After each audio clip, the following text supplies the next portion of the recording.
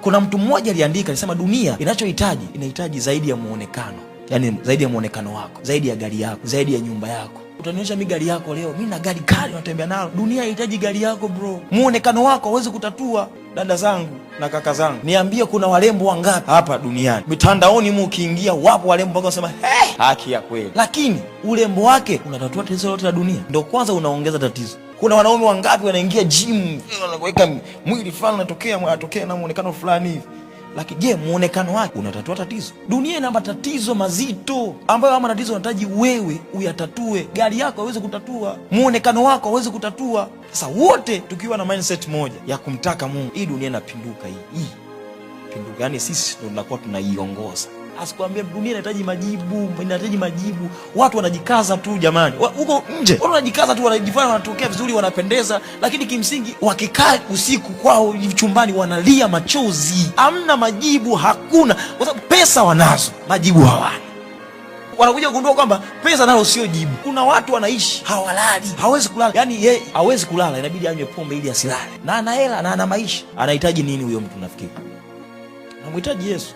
Ndio maana hatutaki kushindana na watu kwenye vitu. Ndio maana nikakwambia dunia inachohitaji ni zaidi ya ulivyo navyo, zaidi ya muonekano wako, zaidi ya vitu vyako, zaidi ya gari lako. Kuna kitu uweze kushindana na dunia kwa vitu. Lazima uonyeshe kitu ambacho kina nguvu kuliko walivyo navyo, ambaye ni Yesu. Kuna watu wana ushawishi, yani wanakuingiza kwenye vitu kwa sababu ya ushawishi, wanakushawishi mpaka unaingia. Tuende klabu, huyo. Kwanza unakataa, bwana mimi unajua nini, lakini kwa sababu hao watu wana nguvu ya ushawishi, wanakubeba. Wanaenda na wewe klabu. Kunywa kidogo, mimi sinywi. Siku ya kwanza unywi, siku ya pili unywi, siku ya tatu unakunywa. Unasema na kidogo natengana nani kidogo, lakini umekunywa. Siku ya 4 unajua mpaka vile vichupa vidogo vikubwa na nini. Yani wewe unaelewa nguvu ya ushawishi. Wanakushawishi, unakuja kushtuka baadaye ushaenda umbali ambao wewe na pombe sio mtu na rafiki yake. Yani wewe na pombe ni kitu kimoja. Yani unaipiga ile vizuri.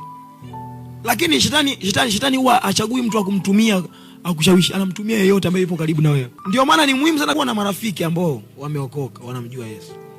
Yani wengine kama huna nguvu watakupeleka kwenye mambo ambayo wewe unakuja kushtuka hivi, unasema hivi nilifikaje hapa. Yani hata ukiangalia hujui ulifikaje, lakini ndio umeshafika na matokeo yanaonekana. Kwa Mungu atusaidie sana watu wa Mungu. Ni watu gani tunakaa nao? Lakini wewe una nguvu ya ushawishi kwao au wao wana nguvu ya ushawishi kwao. Na ili wewe una ushawishi mkubwa, lazima wewe uwe na wakati mwingi na Mungu.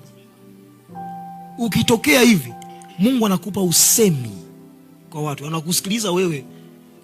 Ushakuwa na mtu anakuambia, mimi nienda kwa mganga anipe kitu fulani nile, anasema alipewa kitu fulani ale, ili akishakila hivi, akishakatafuna kwa kitu, akikatoa hivi, akiongea na wewe hivi. Yaani wewe unamsikiliza yeye. Akisema kulia, kushoto, juu chini, hivyo unamsikiliza yeye. Sasa Mungu, ukikaa na Mungu anakupa usemi. Akishakupa usemi, hata aje mtu ametoka kwa mganga ametafuna kitu, akija kuongea hivi, unaweza kaongea ukamsikiliza, ukamwambia, ila ukifungua kinywa chake, hata kile usemi wake ule ambao ametoka nao kule, unatii kile ambacho wewe unasema. Yaani hiyo ndio mamlaka na nguvu ambayo Mungu amekupa. Ila usipojua, watakupeleka watu watakupeleka huku na kule.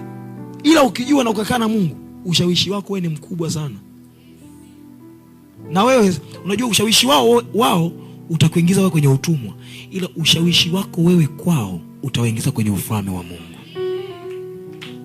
Tamaa inapoongezwa sauti kwenye maisha yako, inadai kutimizwa. Na ukishaitimiza, inaacha vitu viwili. Inaacha kumbukumbu, inaacha experience. Hapo sasa shetani hakai tena kwenye tamaa, anakaa kwenye kumbukumbu na experience.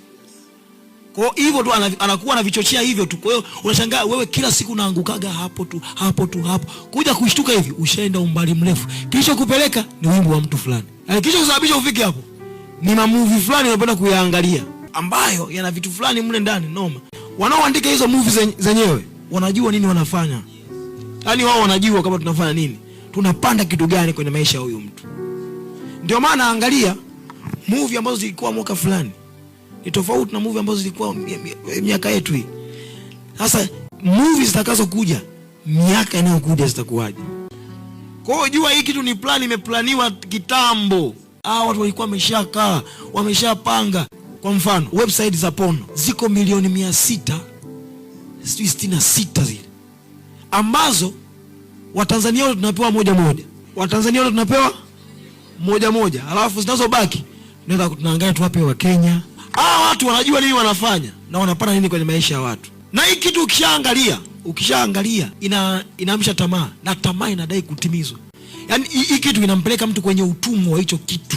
Kwa unakuta huyu mtu anakuambia mimi siwezi kuacha. Mimi nimekaa kwenye hii hali nashindwa kuacha, nimejaribu kuacha mwenyewe siwezi. Lakini wakati anaingia, alikuwa anaingia kama kitu cha kawaida tu. Yaani ameangalia picha chafu, ametimiza tamaa ambayo imetokea pale. Afu kumbukumbu na experience na baki. Kwa hiyo baada ya masaa 4 tena namwambia vipi? Unaonaje tena ukarudia tena kile kitu. Kwa anarudia tena. So kwenye ubongo wa mtu kuna kitu kinamwagika kinaitwa dopamine. Kikishamwagika kile kitu, ndio kinakufanya ufanye kile kitu tena na tena na tena na tena na tena na tena na tena na tena na tena. So Mungu atusaidie sana. Ukisoma hiyo, nataka tu ukipata muda tupite hiyo Wagalatia 5:16, itakuelekeza hapo matendo ya mwili ni yapi. Itakuonesha hapo. Alafu itakuonyesha matunda la Roho. Tunda la Roho ni matokeo ya Roho Mtakatifu ndani ya mtu.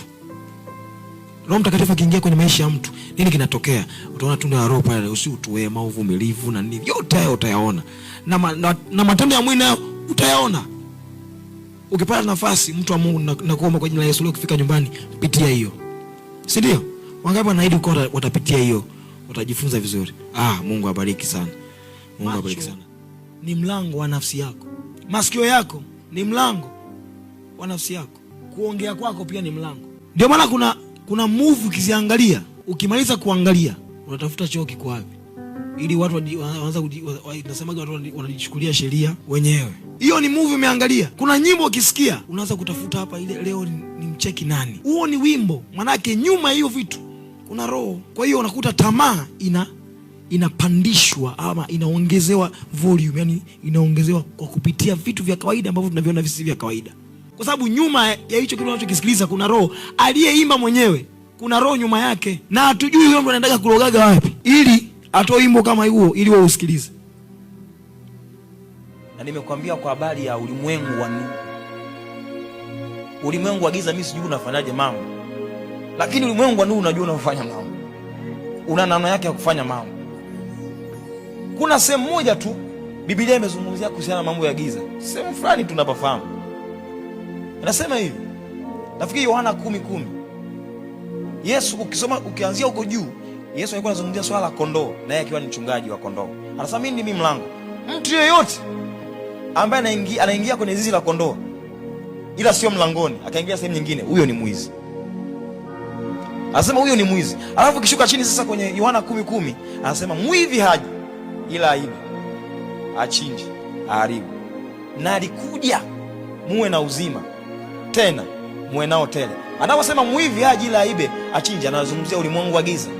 Ulimwengu wa giza hauwezi kutoa uzima. Yaani wenyewe unachojua ni kuua, kuchinja, kuharibu, haujui kurejesha.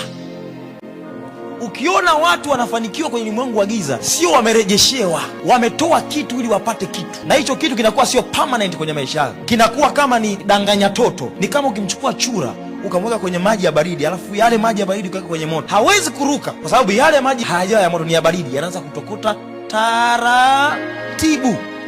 Yakiwa anatokota taratibu mpaka chura shtuke, hawezi kutoka. Kwa hiyo shetani anachofanya, anafunga ufahamu wa watu. Mungu anaufunguaga ufahamu wa watu.